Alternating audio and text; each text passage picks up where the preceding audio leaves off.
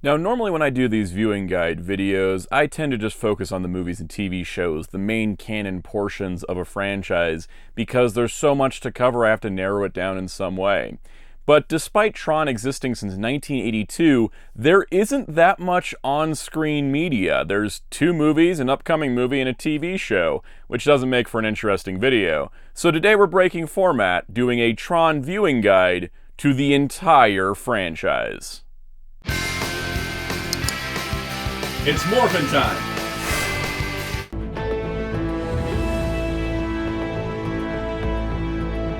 Greetings, programs. My name is Soundout, and welcome to my Tron viewing guide. Now, the viewing guides in the past, which you can go check out on the channel in the wonderful playlist I have compiled together where every one of them is released in the order they were released in, that is how I usually do viewing guides, where I focus in on the main portion of the franchise. How do you watch the MCU order? How do you watch, Superman media in order? That kind of thing. But with Tron, we've had very little media for how long the franchise has existed, and so I decided to expand it out, and I expanded it out to comic books and video games, and that wasn't quite enough, so I decided to just do everything. Because there's so much that has existed for Tron, while also at the same time so little, considering how long the franchise has existed, and how much pop culture relevance it does have. Heck, in the merchandise department, it's pretty sparse, and honestly, it's kind of wild. This is kind of the thing that, a lot of times people don't think about Tron or talk about Tron unless something references Tron or there's a new Tron thing going on. And so it's interesting as a Tron fan who's been a fan his whole life to kind of see the way that people ebb and flow out of the franchise, where those of us that are the Tron faithful have been thinking about it and sticking with it for a long, long time. So this guide today is going to be different than how we normally do the guides, but if this is your first time seeing one of my viewing guides, be sure to hit subscribe and the notification bell so you don't miss out. And if you have watched my other ones and you haven't subscribed yet, please do. Helps the channel, helps us out immensely. Hit the like button while you're down there if you enjoyed this. This is going to be kind of a fun time. I'm breaking format, but if I'm going to do it, I'm going to do it for something special like Tron. So before we begin, I do want to start where we always start with the guides, which is explaining what the actual subject is and what's the easiest way to get into it.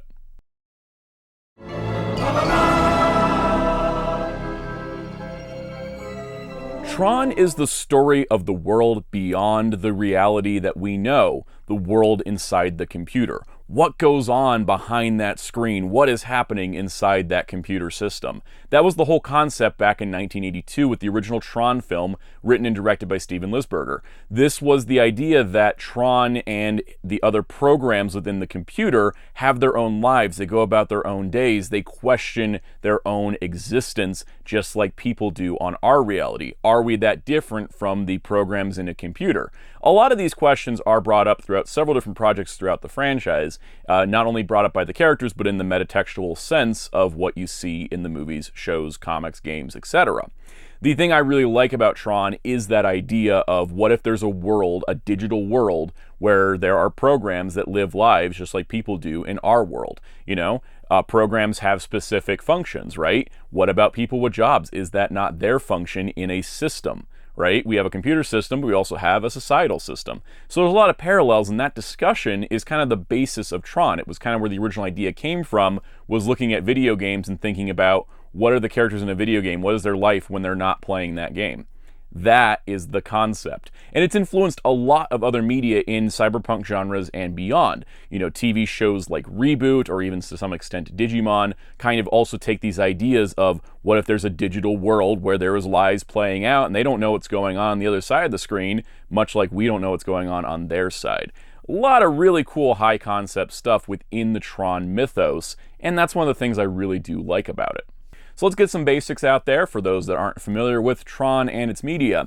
There are multiple different programs within the Tron world. You may see the different colors. The different colors signify what type of program they are and what are they designated and designed to do. But as they continue to grow and evolve, programs can start to break their programming a little bit because of the rise of artificial intelligence, which is a very common theme within Tron's stories, is an artificial intelligence getting too powerful and trying to take over and control absolutely everything within a system. And a lot of times the main villains of these projects are trying to get out of the digital realm to conquer the real world as well, because a fascist can never be satisfied. So the basic idea is that you have programs inside of a system, and the programs can do multiple functions, and also programs themselves have their own thinking and feeling thoughts. They may not be necessarily alive by the standards of humans, but they are alive in their context. In fact, in a lot of the stories, especially in the particular first film, they question the existence of users as all, which is kind of interesting because the users are supposed to be the ones that created the programs, and from the human perspective, the users create the programs, and that's how the programs work. But from the program's perspective, they always hear about these users but never see them, never interact with them. Do they even exist? Which is a very good parallel to humanity and how humans treat religion and those things beyond the mortal plane. So I think that that's kind of one of the things that keeps Tron alive and what keeps the conversation going with fans and with everyone else is that kind of very similar, like, hold the mirror up to our own society, and are we that different than the programs within? Why does Kevin Flynn say to his friends, "Greetings, programs," in the real world? Because are we not just programs for something else? Questions to be asked, thoughts to be had, and the theological side of Tron is very interesting, though it's not the focus of today's video. So if you're trying to get into Tron, and if you're going to wonder, how do I get into it? How do I know if I like it? There's a simple way to know. You watch Tron from 1982 and Tron Legacy from 2010. If you don't like Tron by the end of either of these movies, it's probably not for you, because it's ultimately not for everybody. It's why it stayed kind of niche, because some people just aren't into it, and that's totally cool. But these two movies are the backbone of the Tron franchise. You have the origins in Tron, and Legacy was kind of taking it into a new modern direction. So like I said, if you watch these two movies and decide Tron's not for you, then that's kind of where we're going to leave it. But because these are the basis of the entire franchise, I'm going to do the rest of this guide with the assumption that you've watched both movies and don't care about spoilers from within. It's going to help to kind of place the timeline, where do these things line up if you've already seen these two movies. So if you're interested in Tron and trying to figure out where to start, go watch these two movies, and if they've hooked your attention, come back here and learn about the rest of the franchise. So with that said, we're going to be going through all Tron media. Whether it's a game, a comic, a movie, whatever it is, we're going to go through it all roughly in release order. I've shifted the timeline around for sake of simplicity, but let's discuss the entire franchise history of Tron and what each unique thing each project brings to the table.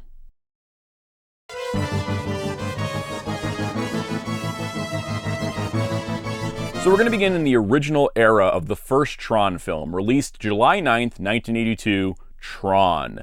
Now this film itself is a huge technological advancement, which is one of the hallmarks of the Tron films. Each one of them brings something new to the table that audiences really hadn't seen before, but would influence things going forward. It takes place in 1982. Its primary computer system it takes place on is the Incom mainframe. Our main cast for this film, as Kevin Flynn and Clue, we have Jeff Bridges. As Alan Bradley and the titular main character of the series, Tron, we have Bruce Boxleitner. Our supporting cast includes Laura Baines and Yori, who is played by Cindy Morgan. We also have Dr. Walter Gibbs and Dumont, played by Bernard Hughes. Also a notable supporting cast member is Ram, who is played by Dan Shore, who also cameos as Ram's programmer in one quick scene where he asks Alan for popcorn. It is kind of a nice thing that all the programs inside the Incom mainframe are played by the actors who playing the programmers in the real world. It's that, again, symbiotic connection between the computer world and the real world. Those that create the programs created them in their own image. This also goes for our main villain, Ed Dillinger, the MCP, and Sark, all played by David Warner. And David Warner's performance as Ed Dillinger and Sark, and it has influenced a lot of villain roles in the future, like Shockwave from Transformers, played by Corey Burton. It did take direct inspiration from David Warner's performance as Sark in Tron. Now, another big hallmark of Tron films is the music. And the music here, we had the score composed by Wendy Carlos with songs provided by Journey. And this is a great score. It's got a lot of electronic synth music. It sounds futuristic. It sounds technological. It's a little haunting and a little mysterious. And that's what I really do appreciate about this score in particular. So the big VFX enhancement that we saw by Tron that influenced so many other creatives and projects to this day is the use of full CGI environments and full CGI modeled vehicles. They weren't exactly doing CGI characters. The MCP is a giant cone, but this kind of idea that you are shooting a film that is going to be filled in later with visual effects didn't exist prior to Tron, and it is an iconic visual design with assistance by legendary designer Sid Mead, who designed the light cycle that will never age. That is a design that I will love forever. So with the original Tron, there was a lot of tie-in material and merchandise. In 1982, there was a novelization, and this novelization is actually based on an earlier screenplay prior to the final shooting script, so there's some changes in it compared to the final film, which makes it a little bit interesting point in time. There also was a pop-up book adaptation of Tron, which is basically the events of the movie, but in pop-up book form. November 3rd, 2010 to December 15th, 2010 was the Tron original movie motion picture adaptation comic, which was a Marvel comic made to promote Tron Legacy by adapting the original Tron movie in a 2-issue format. If you're looking for it nowadays, it's in the recently released Tron Download paperback collection. And then the most concise version of Tron is the Little Golden Book released in September 2025. If you are looking for Tron, it's been released on DVD, Blu-ray, and now 4K Blu-ray, and is available on Disney Plus in pretty much every region. It's pretty easy to find, and boy, it's an iconic film, and it's the starting point of everything we're going to talk about today. So in order to promote the release of the original Tron, on July 2nd, 1982, Disney opened the Peoplemover through the world of Tron at Disneyland in California. Brief history on the Peoplemover. In 1976, the Tomorrowland Peoplemover was taking riders around Tomorrowland. It would tour them around, go inside and outside of buildings. It was a casual ride to experience the land and the atmosphere. In 1977, they added a super speed tunnel to add kind of an additional exciting element to it, and that was attached to a new theater building. At the time, the super speed tunnel was just cars racing. But in 1982, they changed the projections to be light cycles from Tron with a narration by the Master Control Program telling the users on the Peoplemover, "You have just entered the Dame Grid." And this would stay there until the closing of the Peoplemover in August of 1995, lasting 13 years, which is honestly pretty good for an overlay. Now, sadly, the Peoplemover was closed in 95. It was reworked into a new ride in 98 that reportedly broke the track the Peoplemover was on, and it has not seen the light of day to bring that classic attraction back. You can still see the super speed tunnel if you go to Disneyland today, like I have, and it's kind of sad. You can look it up and go, I wonder if the projectors are still in there. Who knows, but the remnants of that ride are still around, but you can't ride it anymore. Now, Tron being very based on video games means it had a lot of video game adaptations, starting with 1981's Tomitronic Tron, which is a VFD handheld video game, but it's basically just the action scenes of the movie put into handheld video game form. August 1982 saw the release of Tron, the Midway arcade game, regarded as one of the best arcade games ever made, and it is excellent. I've had the chance to play it on an original cabinet several times over my life. It is really incredible. The way it works is that there's 4 games. When you beat the 4 games, you can beat the game. The 4 games include the I/O tower, the input-output tower for Tron to communicate with Alan, the MCP cone, where you have to basically play Breakout to knock down the walls to hit the MCP. You do a light cycle battle, which is really tricky, honestly. And then there's the battle tanks, which is based on the tank scene from the movie, and also kind of based on the Space Paranoids game that was in universe. Ironically, because of the popularity of this game and the sort of lukewarm box office on the original Tron, this game made more money than that movie did. But interestingly, they did port it to the Xbox Live Arcade as Classic Tron in 2008, where it got a little bit of a graphics refresh, but like there's barely any info on that online, but it did come out again a few times. Now, Mattel had picked up the license for Tron and released several games in the 80s. October 1982 had Tron Deadly Discs for the Mattel Intellivision. There was later a January 1983 Atari 2600 version and a 1983 Mattel Aquarius port of the same game. This is basically Tron fighting endless waves of enemies. Interestingly, in this game, Tron is red and Sark's army is blue, so it's flipping the normal colors that we see. Another Intellivision game in 1982 was Mazatron, which was following Flynn in a constant scrolling field of enemies. February 1983, Tron Solar Sailor for the Mattel Intellivision, which actually needed to use the IntelliVoice module as it was a voice-activated thing where you had to basically navigate the Solar Sailor through the grid. March 1983, which was Adventures of Tron, an Atari 2600 game. It was originally going to be a port of Mazatron, but it became its own original platformer title as development went along. 1983, Tomy Tudor Tron, which in Japan is a Tomy Tudor game that is called Tron, but in the US release it's titled Hyperspace, but you can still see the recognizers, so it's still Tron, it's just they didn't have the license anymore, I guess, at that point. Then in September 1983, there was Discs of Tron, the second Midway arcade game, which, rumored to be the fifth game that wasn't included in the original arcade game, is based on disc combat and the ring game from the movie. This has actually got two different cabinets. There's a standard one and this really cool enclosed one. It's got kind of a depth thing going on. There actually was a port of this to the Commodore 64 later on. So now I'm going to jump ahead a little bit timeline-wise, because these are based on the original Tron film, even though they came out after the next segment. The 2005 Virtual Magic Kingdom MMO game had a room based on Tron. I have no images of the Tron-based room, and that game closed April 7th, 2008, so I'm not going to get any images off of that, fresh and new. And then the biggest thing that connects to the original Tron is December 22nd, 2005, Kingdom Hearts 2. So Kingdom Hearts is a crossover series between the Final Fantasy type characters and the Disney characters in a crossover series that has got its own huge legacy that we can't get into today. But the important part is that Sora, Donald, and Goofy end up in the world of Tron through the Space Paranoids level. And this happens by accident because Stitch falls on a computer that activates the MCP program, and then Donald accidentally hits the button that gets them all digitized and sent off to the Incom mainframe as seen in the original Tron film. So of course our main cast here is going to be a mix of the Kingdom Hearts characters as well as the Tron characters. So we have Sora, played by Haley Joel Osment. We have Donald Duck, who is played by Tony Anselmo. Goofy, played by Bill Farmer. Tron, once again voiced by Bruce Boxleitner. And Sark in the MCP, voiced by Corey Burton. The irony that he based his Shockwave voice on Sark, and now he played Sark in this game. Life comes full circle at times. So this is actually really cool to see, because this can technically be canon if you want to think of it that way. In the story, it's talked about that the IMCOM mainframe was copied from its original computer to the new computer and retitled the Hollow Bastion OS, the operating system for that computer.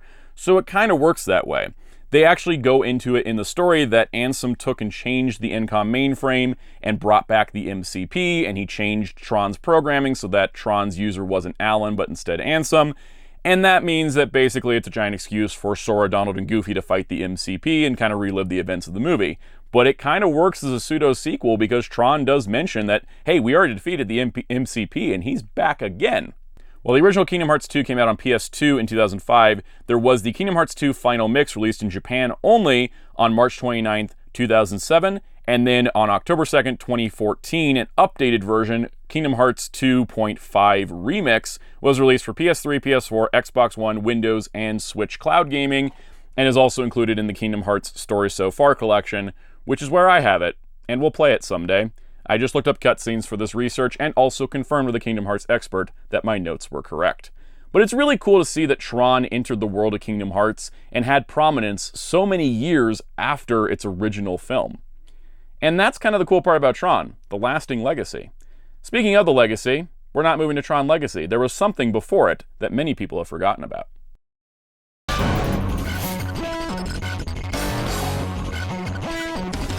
Stop me if you've heard this before. It's a Tron sequel where the son of one of the main characters from the first movie has a missing father, and he gets digitized into a system and has to free it from a new threat that's threatening everything in its existence.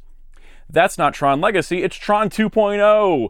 This is so fascinating to me because basically in 2003, Disney rolled out a canonical Tron sequel in the form of a video game, Tron 2.0. And then essentially just remade it with a different character cast set with Tron Legacy. It kind of just makes the most sense that this is the way we'd go with a sequel. But let's get into the details of Tron 2.0. So released August 2006-2003 for PC was Tron 2.0, a first-person shooter focusing on Jet Bradley, the son of Alan Bradley, who of course was the programmer of Tron in the original film. This was basically like, hey, let's follow up the name, title, character of the franchise's legacy into a new game. And this is kind of interesting. So the whole story is that it's set in 2003. Future Control Industries is attempting to take over Incom, and after the company's failure since the destruction of the MCP, Incom is vulnerable to a takeover.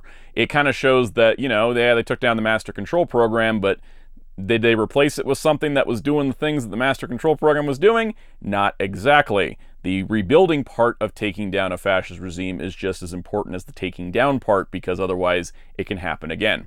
So after Alan Bradley goes missing, Jet is digitized by Mathria, a program that was created by Alan in order to deal with threats and emergencies to the system, and it is to stop Thorn. Thorn is an FCON executive who was digitized incorrectly and has now become a viral agent within the grid. So now we've got to worry about taking down him and finding out what happened to Alan. There was a planned sequel to this game called Tron End of Worlds, but it was never made. I think the game didn't meet sales expectations. Kind of a common thing with Tron. I think everybody overestimates like how popular it really is. The cool part is it does take place on the same computer system that the original film did, the Incom mainframe, which is now a bit more evolved here and there, but there are some programs and sound effects and everything that look just like the original film, which means it's a nice throwback as well. So our main cast for this game, we have Jason Cottle as Jet Bradley. We have Bruce Boxleitner back once again as Alan Bradley. Mathria is voiced by Cindy Morgan, who played Laura and Yori in the first film. That's kind of a neat connection to bring her back. Rebecca Romaine plays Mercury, a program on the mainframe that helps out Jet. And David Scully voices J.D. Thorne, who is the main villain of the whole story. And look at that dude's design. Isn't he cool? Now, that was not the end of Tron 2.0. On November 21st, 2003, released for flip phone mobile phones was Tron 2.0 Light Cycles, that was just light cycle racing. And in May 12, 2004, Tron 2.0 Discs of Tron was just Disc Combat. Again, on old phones from the early 2000s. I got no footage, I got no images, I just have a record those came out. Nobody saved those things. Now, Tron 2.0, while it may not have been necessarily a huge successful thing, it did have a couple spin-offs, and that's not to be shied away from. The first one on October 19, 2004, Tron 2.0 Killer App for the Game Boy Advance, which I have. I also have Tron 2.0 on PC, but I actually could find my box for Tron 2.0 Killer App, which had a fold-out cover, which I didn't really see on Game Boy boxes that often. This was a new story that is a prequel to Tron 2.0, and it once again features Rebecca Romaine and Bruce Boxleitner as Mercury and Tron, as they're the two playable characters in this. This actually means it's the first time Bruce Boxleitner played Tron since the original film, because he didn't play Tron in the original Tron 2.0 game. This is also to help kind of explain what happened to Tron and why he wasn't in the regular 2.0 game. But this is a fun GBA game, and as a bonus unlockable, you can actually play the Midway Tron game and Discs of Tron, which is kind of the way I played those arcade games more than I did in the original cabinets. This was a really, really cool game, and it's neat that there's like expanding lore on Tron 2.0. They really tried to make it feel like the next major entry in Tron, and for a long time, it was.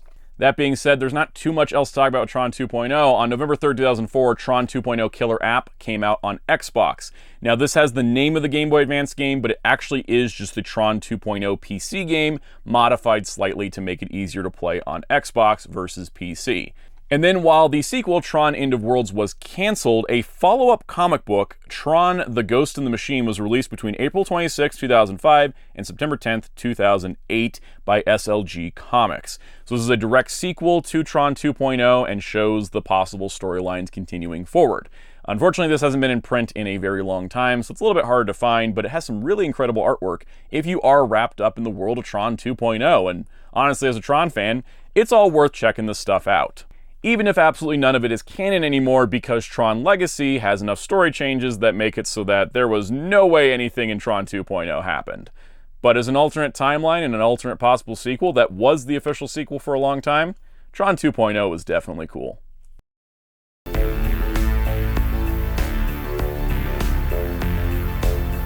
So now we're going to be talking about the Tron sequel that features the son of a main character from the first movie whose father goes missing, and he goes inside the grid to find him and stop an evil new force from coming out. Because this is Tron Legacy. And specifically, this is the Legacy era. And the way I've structured this is I want to talk about one of the coolest, most insane marketing campaigns for a movie that I have seen in my entire life. And when people talk about the box office of Tron Legacy being not too bad compared to its budget, that budget does not factor in marketing. And let's talk about the Tron Legacy marketing campaign known as Flynn Lives. Beginning July 21st, 2009, Flynn Lives was an alternate reality game, an ARG, that was made to promote Tron Legacy. Word had come out that a sequel was happening, but there was no details. But through the process of real-world events, clues online, cryptic messages, puzzles to be solved, things mailed to people in the community, events held in person, the lore and details of the Tron world and what had happened since the first movie start to emerge and start to reveal details about the new Tron Legacy movie. This was, and I will say, one of the coolest marketing campaigns a movie has ever had. And literally it was never topped. Tron Ares didn't even try anything close to this. Flynn Lives was kind of an insane movement as a Tron fan back in 2009. And when I say it was a huge marketing campaign, July 2009 to June 2010 was the actual full marketing campaign, which that's a heck of a lead up to the actual promotion of the movie. And as part of that Flynn Lives ARG was the release of Space Paranoids on July 23rd, 2009. The Space Paranoids game from the original Tron was made into an actual real arcade cabinet, and it was finally playable for fans. Only about 4 of these cabinets ever existed, and it debuted at San Diego Comic-Con 2009, and it was starting the whole process of, hey, Tron is coming back, are you getting ready for it?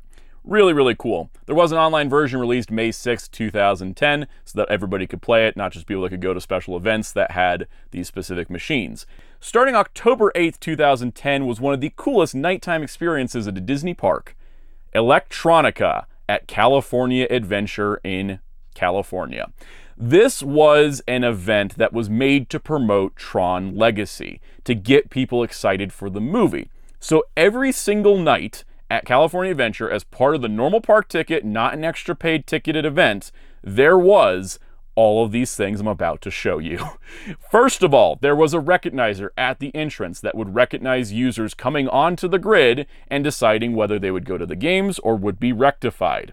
There was live music and dance clubs, which included live dancers, DJs, music, lights, playing through in areas to dance and enjoy, have a good time. This also included a really cool show called Laser Man, which is honestly a spectacle in and of itself. Naturally, like any Disney event, there was special food and merchandise available throughout, and a full replica of Flynn's arcade with classic arcade machines that not just included Tron and discs of Tron, but also those elusive Space Paranoids cabinets.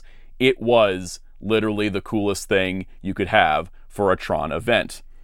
Even going one step further, there was a recreation of the End of Line Club scene in Tron Legacy, which this whole thing just is incredible. And considering the current status of the Hollywood backlot at California Adventure is ghost town with a couple rides, this was something that really was needed back then and could have been used a lot now.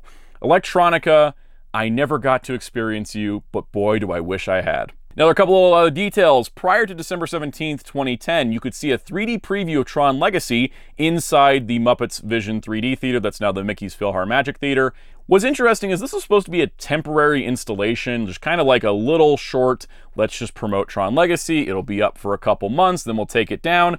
But it was so popular they didn't actually close until April 15, 2012, lasting 555 days. Every single night, this was available for guests going to California Adventure as part of their normal park ticket.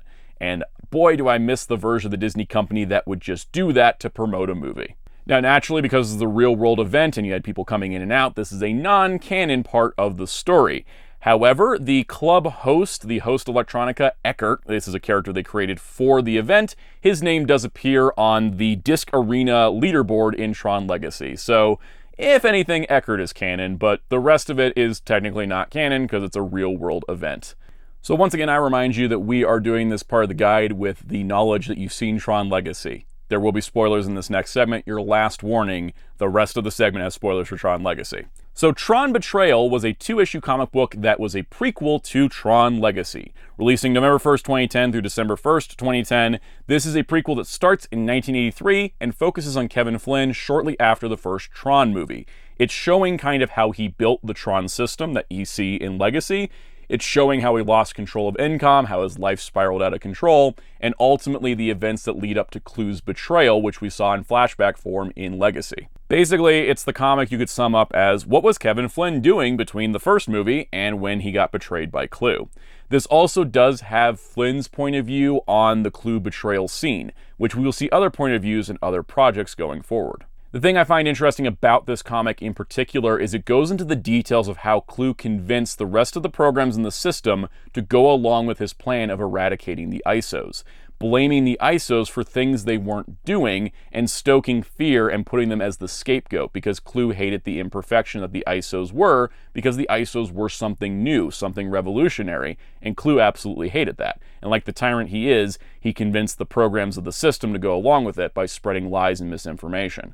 This would be carried forward into future Tron projects such as Tron Evolution and Tron Uprising. Now, I did a full franchise rewatch before doing this video covering everything that has canon story material to make sure it all fit, and I 100% believe this still fits in canon. Like I said, it lines up with a lot of things, but it is done from Flynn's perspective more so than others. If you're looking for it and it's a good read, I do recommend it. It's in the Tron download trade paperback that was recently released. Highly recommend it for fans of the series that want to see some more perspective from the Kevin Flynn corner of the story. The November 30th, 2010 video game Epic Mickey, released originally on the Wii and then later on modern platforms as Epic Mickey Rebrushed. There are some Tron elements that appear in the Tomorrow City level, which is based on Tomorrowland in general, which Tomorrowland used to have the Peoplemover through the world of Tron, so it makes sense. There also is a villain, Pete Tronic, which basically looks like Sark and Pete doing the fusion dance. And Oswald does have a Tron costume in Epic Mickey 2. So we're still not quite to Tron Legacy yet because there was one more prequel before it came out. Tron Evolution, released December 7th, 2010 for PS3, PSP, Xbox 360, and Windows. There are other versions we'll talk about for other platforms. This was a third-person action-adventure game set before the events of Tron Legacy, set specifically in the year 1989. This is a really great piece of Tron media for fans that have not experienced it. This is set in and around the time frame of Clu's betrayal of Flynn. So we see stuff from before it, and it happens about mid-game. So there's a lot to get that goes into the fallout of things. Now, this follows the program Anon, and Anon is a program created by Kevin Flynn in order to protect the system from a virus known as Abraxas.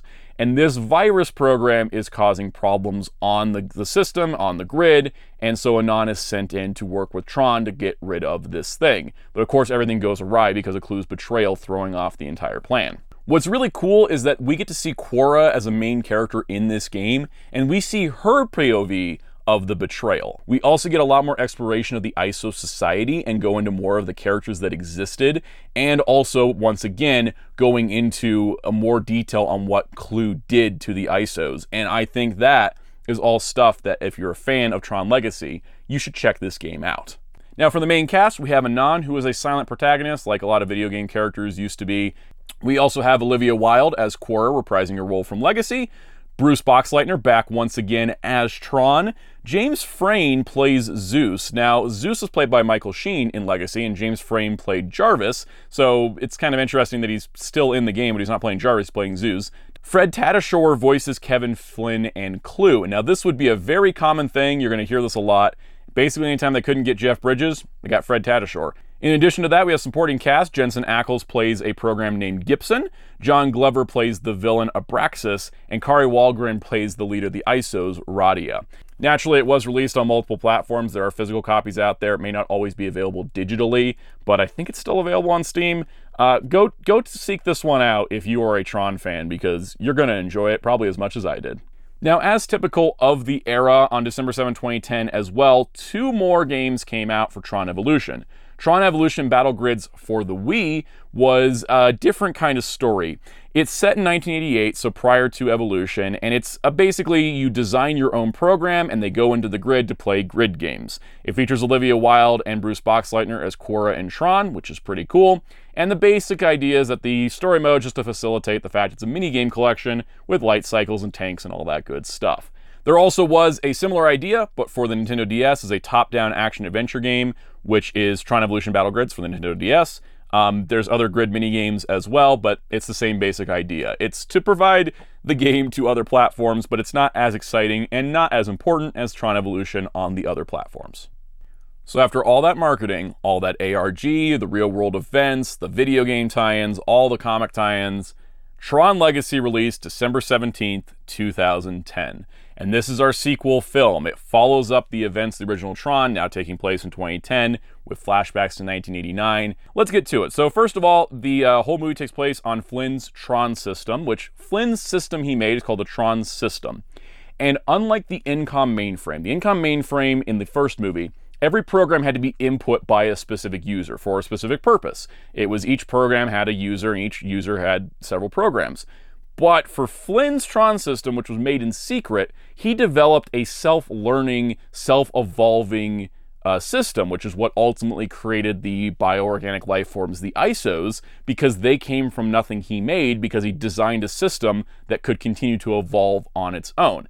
That's also why in the original Tron film and even in Tron 2.0, programs are very much like, by the books, by the numbers, I have a mission to get and I got to do this. They don't have as much free will, whereas in Tron Legacy, they question if users ever existed at all, and anyone sees the users as kind of like, oh, that you can't exist, you're crazy for thinking that. So let's talk about the main cast of Tron Legacy. Of course, Kevin Flynn and Clue is played by Jeff Bridges. He's kind of the focal point of this, which is, kind of appropriate because the main character is Sam Flynn, played by Garrett Hedlund. Bruce Boxleitner's still in it as Alan Bradley, which is the important part, because anytime you have a Tron thing, you should put Bruce Boxleitner in if he wants to be in it. We also have new characters, Olivia Wilde's Quora, who is one of the mainstays of the franchise going forward, honestly. Insanely popular character, which is great. Other villain characters, Rinsler, played by Anis Sherfa, who did the suit acting for Rinsler. James Frame played Jarvis, Clue's Yes Man. We had Bo Garrett as Jem, one of the Siren programs. And also we have Michael Sheen playing Castor, also known as Zeus. So all these characters, I think, make up a nice tapestry of a movie. And the music, iconically, was done by Daft Punk, who even had a cameo in the film. I think Tron's music is just as important as a lot of its other elements, and honestly great to have the Daft Punk score. And it's so iconic at this point that it almost transcends the movie itself. Now, of course, Tron Legacy did have some VFX advancements, just like the first movie. The biggest thing, though, is the first-time full-use de-aging. We had seen some, one scene here or there where you make an actor look younger, but in this case, to make sure that things lined up canonically, Clue needed to look like Jeff Bridges did in 1989, and so he is fully CG head the whole time. So now, Tron Legacy, being the big deal it was, had a lot of adaptations for tie-in material. October 19, 2020 had the Tron Legacy Junior novel adapting the movie. 2010 released the Tron Legacy Complete Story, an app summarizing the movie through art and music with the idea that parents would read to their children on the iPad. 2010's Tron Legacy It's Your Call Initiate Sequence is a choose-your-own-adventure alternate adaptation of the movie. In 2011, there was a manga released only in Japan called Tron Legacy. And then on December 19, 2012, Disney Comics released their own Tron Legacy adaptation graphic novel. If you're wanting to watch Tron Legacy, it's of course available on DVD, Blu-ray, 4K Blu-ray now, and has been available on Disney+. It is a really honestly solid movie for continuing the Tron Legacy. But that doesn't mean we're out of Tron material to talk about. This franchise keeps going in mysterious ways. So starting off, December 21st, 2010 saw the release of Tron Legacy, the official movie magazine from Titan Magazines, which had an 8-page comic called Solar Sailor Prisoners, featuring a couple characters of the resistance to Clue's movement in the Legacy movie, and is kind of a neat little short story.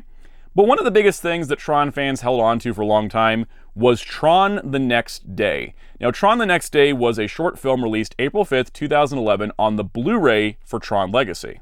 This short still appears on the 4K release because the Blu-ray disc of this is the same as the previous release. So this is set in 2010, right after Tron Legacy, showing the next day after the events of the movie. It also acts as a recap of all the lore details that we got throughout the Flynn Lives ARG that had happened a couple years prior.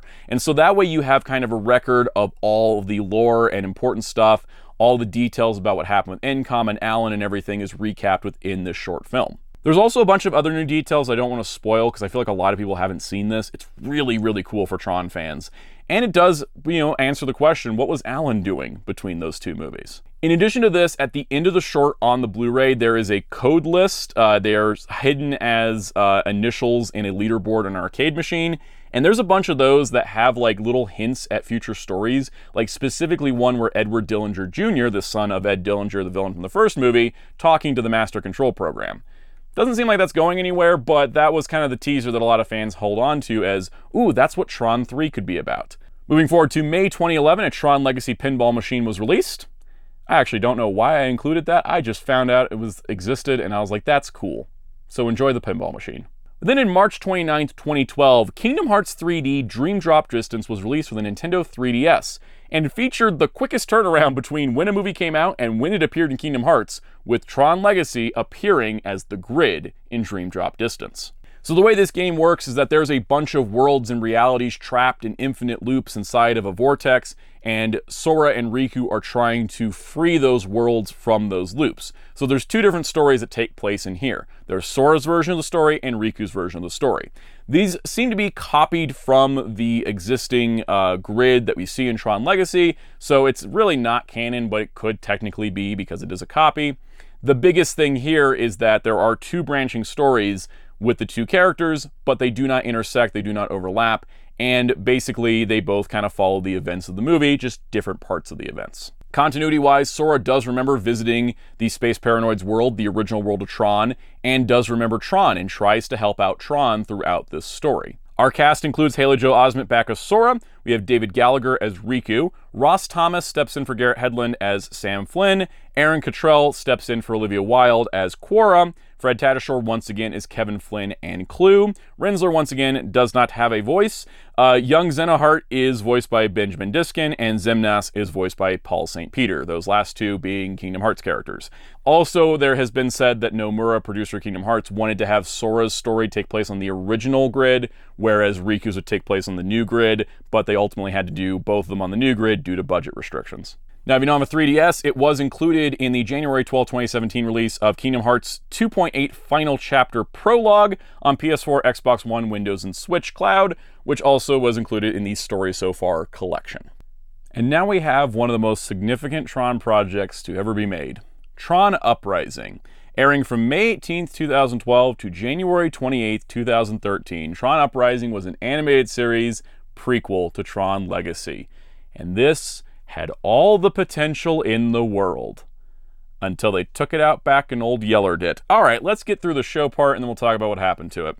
First of all, on May 18, 2012 was the Beck's Beginning Special, a special episode that was setting up the events of Tron Uprising, introducing us to a new program known as Beck and his new mentor, Tron. Then from June 7, 2012 to January 28, 2013, the season 1 that ultimately became its only season ran for 18 episodes, exploring different programs, different areas of the grid, different parts, different cities, different ideas, exploring backstories.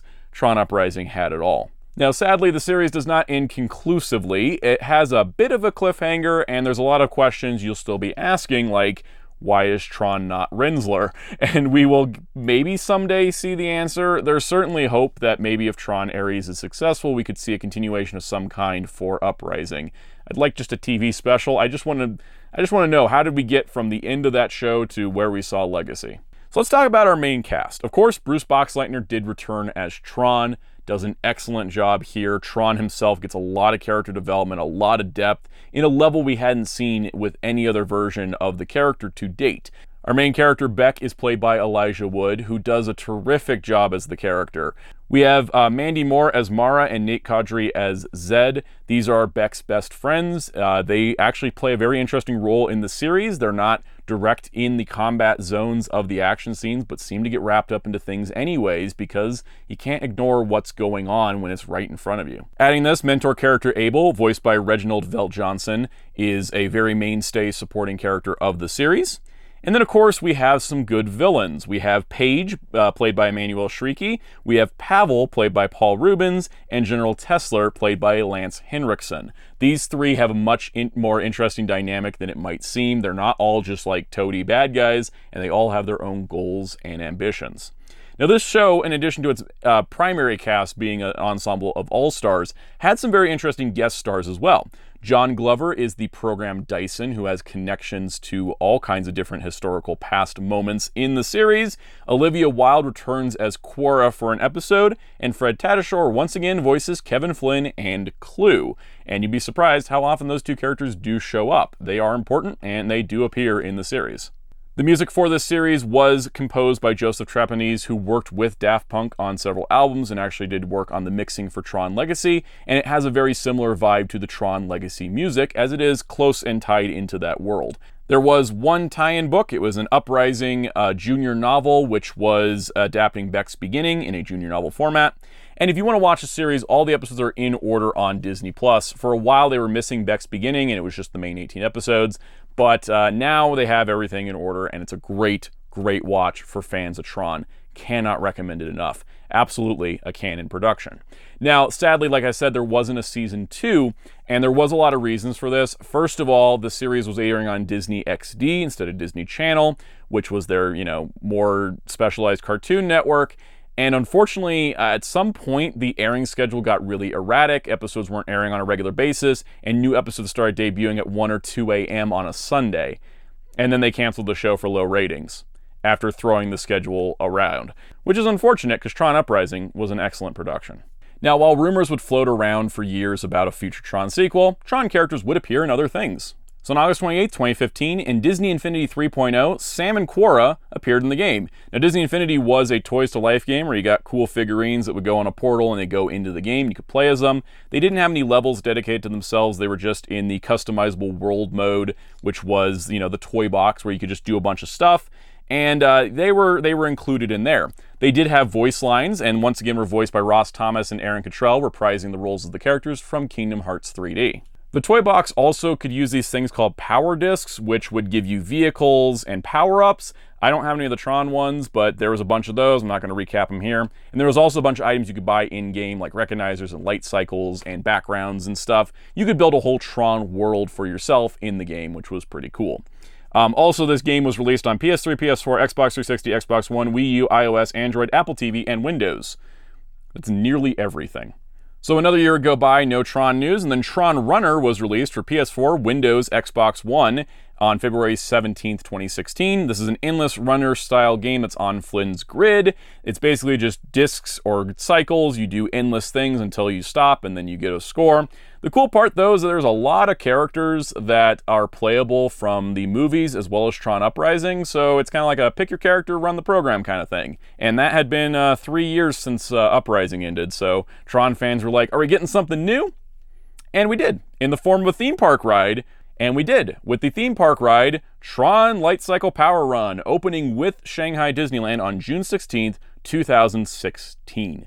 This is a semi-enclosed launch roller coaster through the world of Tron Legacy. The official ride lore here is that the riders are users being transported into the grid in order to race light cycles for testing. This is non-canon, but it kind of goes with the same themes that we saw in Legacy about Clue trying to break out to the real world, except now you're going into the grid. And it's a very popular ride, and people love the heck out of this. And yeah, the roller coaster train is light cycles, so you got to kind of sit in a light cycle position, which, I have never ridden it, but it seems like it's a fun time. It's always super popular. So at this point, there is nothing more significant happening to Tron for another 7 years.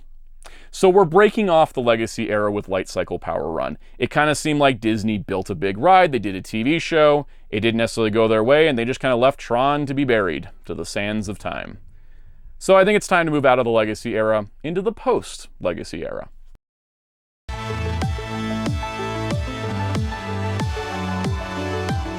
Welcome to the post-Legacy era, where fans pretty much gave up on the hopes of a new Tron project, and we just kind of sat and waited and heard rumors of new TV show, new movie, this in the works, that in the works, this person coming back, that person coming back. None of that matters, because none of those materialized. So, as Tron fans, we kind of just felt like Disney was ignoring us. We felt like the franchise was off. It's like, oh, they got Star Wars now, that's their sci-fi thing. Disney didn't completely forget about Tron, though. May 17, 2018, Disney Heroes Battle Mode. Quora, Kevin Flynn, and Tron were in this mobile game. March 24th, 2020, Disney Sorcerer's Arena. Quora is a character in this game. That was closed on July 31st, 2024. In Fortnite Battle Arena on February 11th, 2021, 10 Grid Warriors, a light cycle glider, and a pickaxe based on the Identity Disc were brought to the game. And there was actually the first ever thing I bought for Fortnite, because that's how Tron-starved we all are.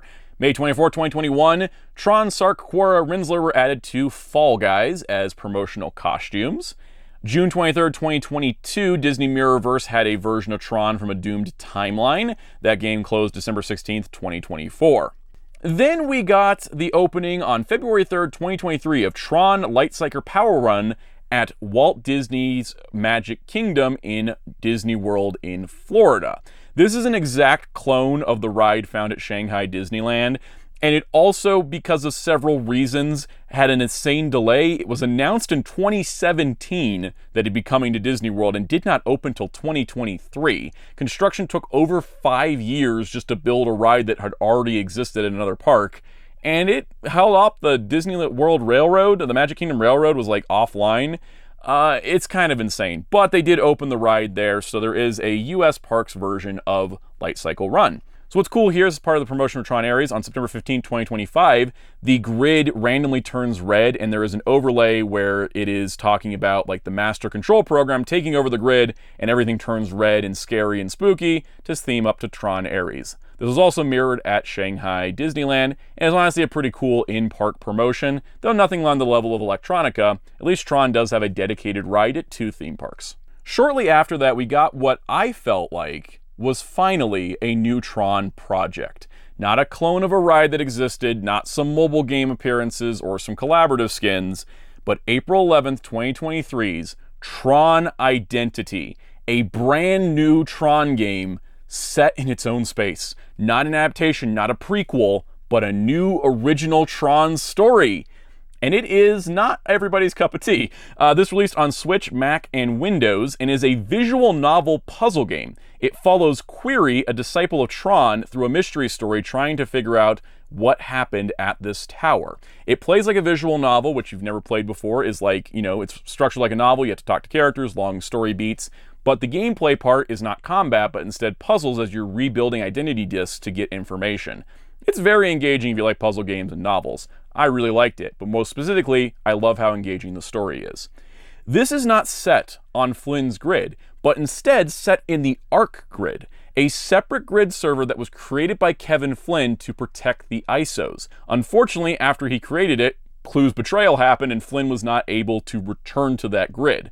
So you have remnants of programs and ISOs that existed from Flynn's grid backed up and saved on the Arc grid. But it's an Arc grid is one that has had no user influence for a long time, and it's just been able to self-evolve. For a Tron fan, this thing is like candy. I absolutely adore Tron Identity. Now, September 28th, 2023, we went back to throw in a Disney game with Disney Speedstorm on PC, PS4, PS5, Xbox One, Xbox Series X and S, Switch, iOS, and Android. It's a racing game where Zeus, Rensler, Quora, and Sam are playable characters. Then basically nothing. All of 2024, nothing for Tron. Though there was rumors and, hey, heated up. Apparently a new Tron film was filming. But more importantly to me, on June 17, 2025, Tron Catalyst released for PC, PS5, Xbox Series X and S, and Switch.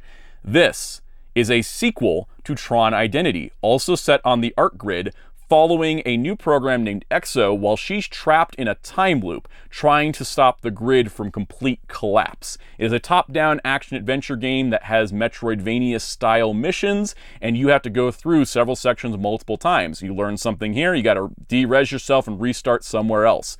It is excellent. And it is a sequel to Identity. There is a character from Identity that appears in Catalyst, so if you played both games, everything connects together. This is currently the second of the Bithell Games Tron games, and I really hope there's more because I love having a separate video game version of the Tron world that connects to the lore of the main timeline, but exists on its own and can grow and develop without needing the influence of current media.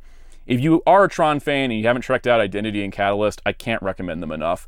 And now we get to where we're going, which is promotion for Tron Ares. October 8, 2025 saw the addition to Fortnite of Ares and the Light Jet Glider bundle with all kinds of extras.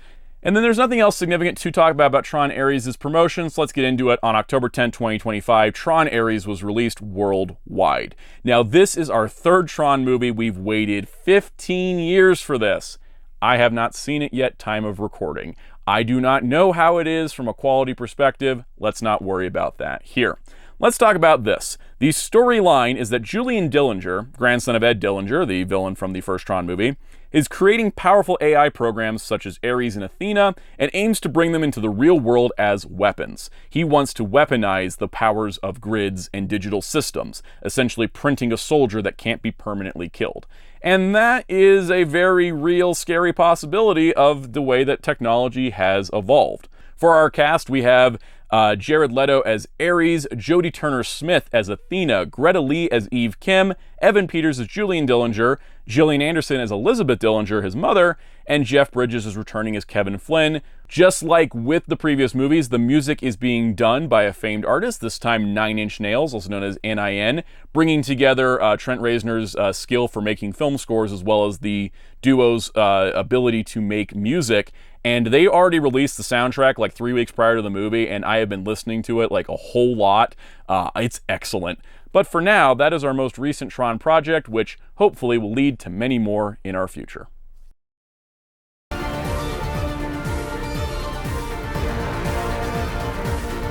All right, you're all probably wondering, that was a lot. What do I need to experience for Tron? What is the canon timeline? It's pretty straightforward, honestly, and why this had to become a bigger video, because otherwise it just wouldn't be that interesting if I just talked about the canon stuff. But let's get to it. So, of course, we begin with Tron from 1982, the first film. That is our beginning point in the timeline. Next up, it's best to read Tron Betrayal, as that is taking place shortly after that original film, leading up to the famous 1989 flashback. That's when a good time to play Tron Evolution, as that then leads in and around 1989, so it's our next step in the point in time. Then you can watch Tron Uprising.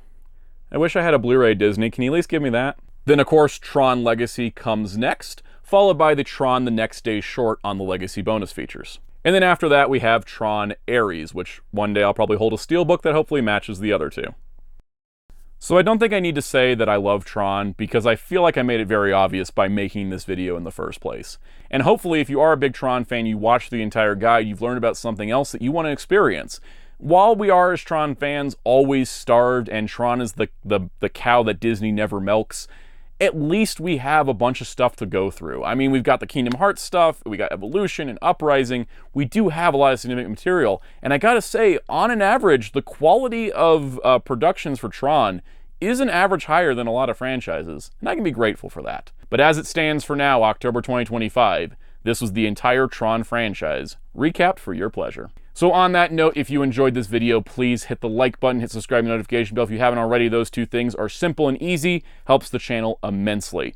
Also, if you want to continue the conversation, you can join in our Discord server using the link down below. If you want to get perks like early access to videos and member-exclusive shoutouts, check out the channel memberships, and you can get special shoutouts just like these. Special shout out to all of our channel members, including Captain Tears, Spin-54, Masterman95, Forever1000, Super Shaddix Boom, Mr. Smelly Tomato, Veloquince, Thiago Ribeiro, Jacobu Shiraz, Ghostly, Dr. Carver, Mr. Arrowverse16, Parzival Joker, Sherez, Philippe Ceruno, Renato, and Gabriel Saez. Also special shout out to Lightning63 for joining at Commander tier. Thank you everybody for the support of this channel, members and viewers alike. If you want to find me somewhere else, I'm on Letterboxd and Blue Sky at Soundout12. You can also find my wonderful graphic designer on social media and Discord at DarkClaw643. Plus, you can find Hero Club at HeroClub.com for entertainment, interviews, and more. And until next time, this is Soundout saying, see you on the grid.